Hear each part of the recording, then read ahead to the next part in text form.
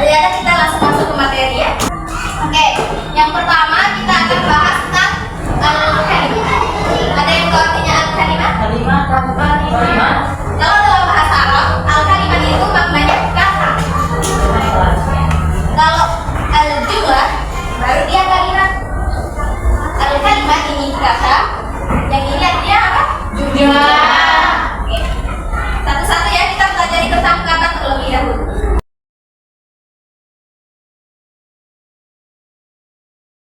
Kalimat atau kata dalam bahasa Arab itu ada tiga. Ya. Yang pertama ada isim, huruf. Nah, yang kedua ada fi'il.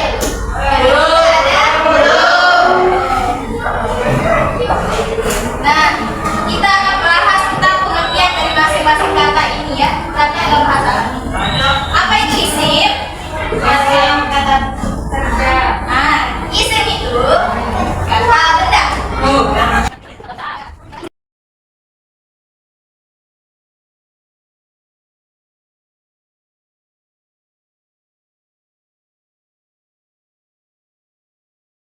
Kita lanjut ke fi'il. Apa itu fi'il? Kata kerja.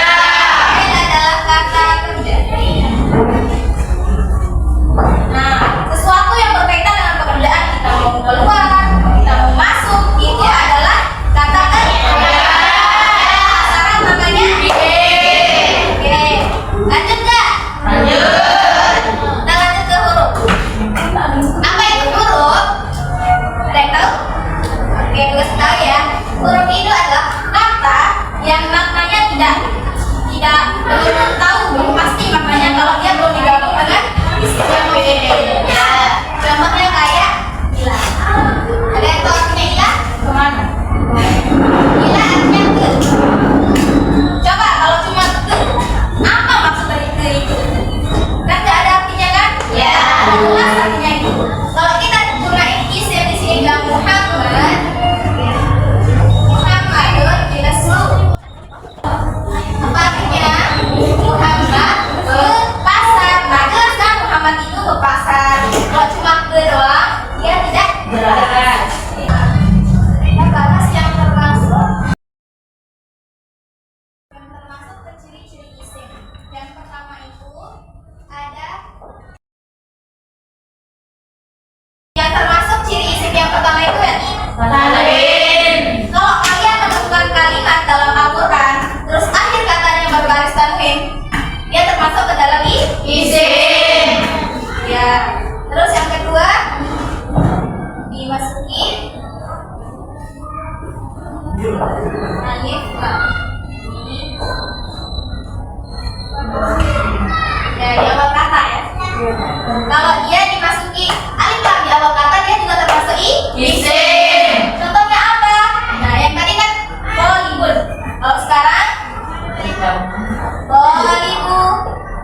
Kenapa dia tidak tolibun di sini? Karena masuknya alif lam.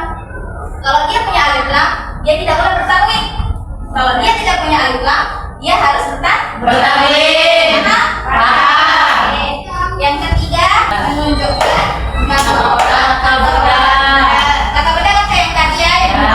Kan kalau nama orang, siapa nama sih deh?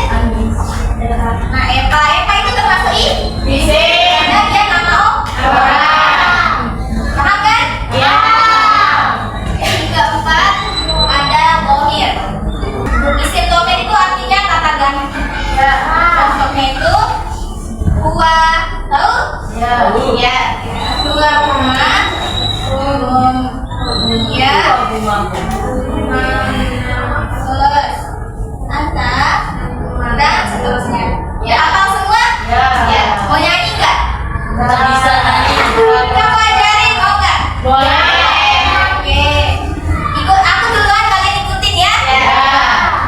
Huwa humahum, Huwa humahum, hiya humahunna, dia humahunna, anta antuma antuma antum, anta antuma antuma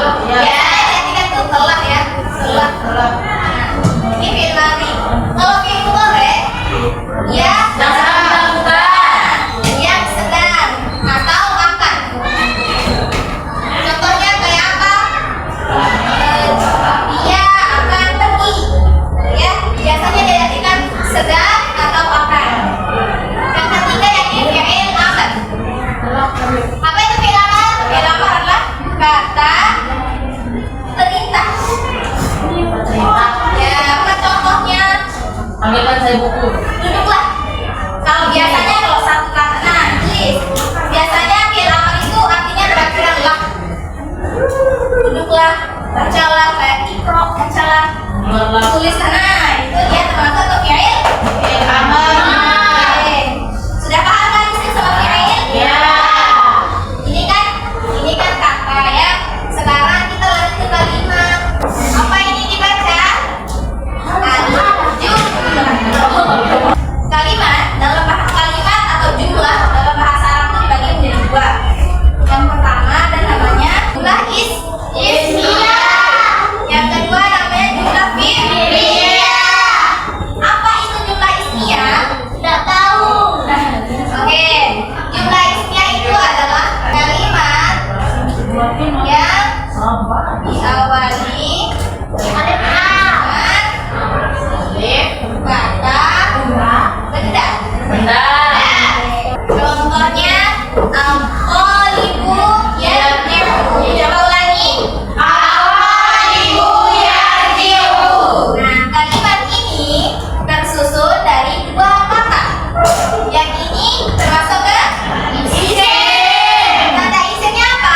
Adalah. Susunan kata yang diawali dengan isim ini namanya adalah jumlah ismiyah. Bismillah. Ini nama jumlah Ismiyah. Biasanya jumlah ismiyah itu terdiri dari dua. Dia harus punya yang dua ini. Yang pertama apa? Mubtada. Yang kedua khobar. Apa itu mubtada?